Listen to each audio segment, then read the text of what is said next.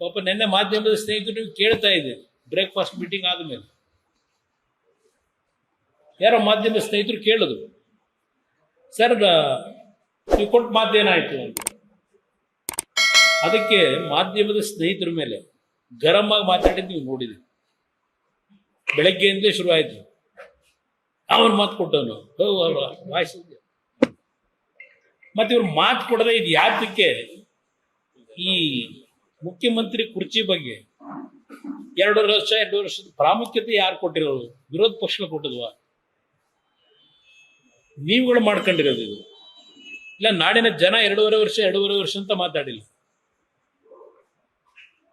ಇವತ್ತು ಆ ರೈತರು ಹೊನ್ನಾಳಿಲೂ ನಾನು ಪತ್ರಿಕೆಯಲ್ಲಿ ಗಮನಿಸಿದೆ, ಗದಗ್ನಲ್ಲಿ ಗಮನಿಸಿದ್ದೀನಿ. ಯಾವೊಂದು ಮೆಕ್ಕೆಜೋಳ ಬೆಳೆದಿರ್ತಕ್ಕಂಥ ರೈತರು ಬೀದಿಲಿ 1 ತಿಂಗಳು 15 ದಿವಸ 1 ತಿಂಗಳು ಪ್ರತಿಭಟನೆ ಮಾಡಿದ್ದಾರೆ. ಮುಖ್ಯಮಂತ್ರಿಗಳು ಹೇಳಿದ್ರು MSP ದರದಲ್ಲಿ ಕೇಂದ್ರ ಸರ್ಕಾರ ಖರೀದಿ ಮಾಡಬೇಕು ಅಂತ. MSP ದರ ಈಗಾಗಲೇ ನಿಗದಿ ಆಗಿದೆ.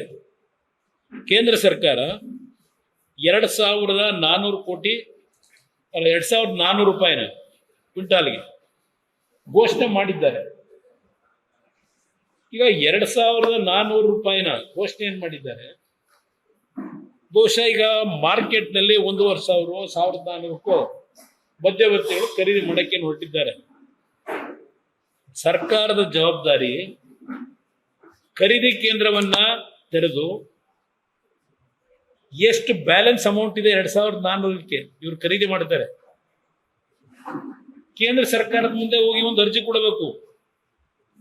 ಈ 2,400 ರೂಪಾಯಿಗೆ ನಾವು ಇಷ್ಟು ರಾಜ್ಯ ಸರ್ಕಾರ ಬೆಂಬಲ ಬೆಲೆ ಕೊಟ್ಟಿದ್ದೀವಿ, ಅದಕ್ಕೆ ನೀವು ಮ್ಯಾಚಿಂಗ್ ಗ್ರಾಂಟ್ ಕೊಡಿ ಅಂತ ಕೇಳಬೇಕು ಇವರು. ನಾನು ಹಿಂದೆ ನೋಡಿದ್ದೀನಿ 2 ಬಾರಿ ಮುಖ್ಯಮಂತ್ರಿ ಆದಾಗ.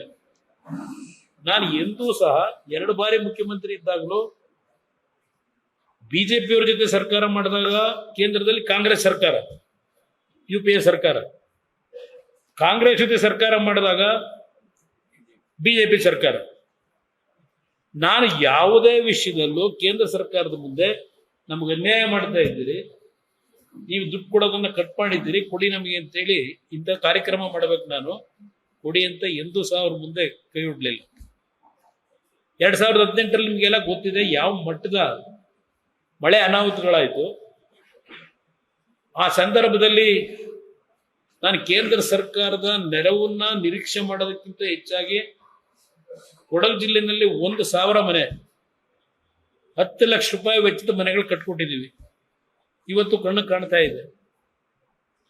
1 ಲಕ್ಷ ರೂಪಾಯಿ ಅಡ್ವಾನ್ಸ್ ಕೊಟ್ಟ ಮನೆಗಳು ಕಂಡವರಿಗೆ, ಮನೆ ಕಟ್ಕೊಟ್ಟು ಅವ್ರು ವಾಸಕ್ಕೆ ಹೋಗೋವರಿಗೆ ತಿಂಗಳಿಗೆ 10,000 ಬಾಡಿಗೆ ಕೊಟ್ಟಿದ್ದೀವಿ. ಸರ್ಕಾರದ ರೆಕಾರ್ಡಲ್ಲಿ ಇದೆ ಅದೇ. ಈಗ ಪ್ರತಿಯೊಂದಕ್ಕೂ ನೀವು ಕೇಂದ್ರ ಸರ್ಕಾರ ಅವ್ರು ಕೊಡಬೇಕು. ಏನೋ ಮೆಥನಾಲ್ನ ನಮಗೆ ಅಲಾಟ್ಮೆಂಟ್ ಮಾಡಿದ್ರೆ ಕಡಿಮೆ ಮಾಡಿದ್ದಾರೆ.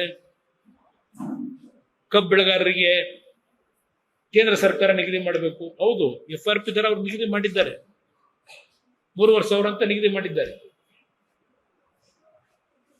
ನಾನು 2006ರಲ್ಲಿ ಕಬ್ಬು ಮಾರಾಟ ಮಾಡೋಕ್ಕಾಗಲಿಲ್ಲ, ರೈತರು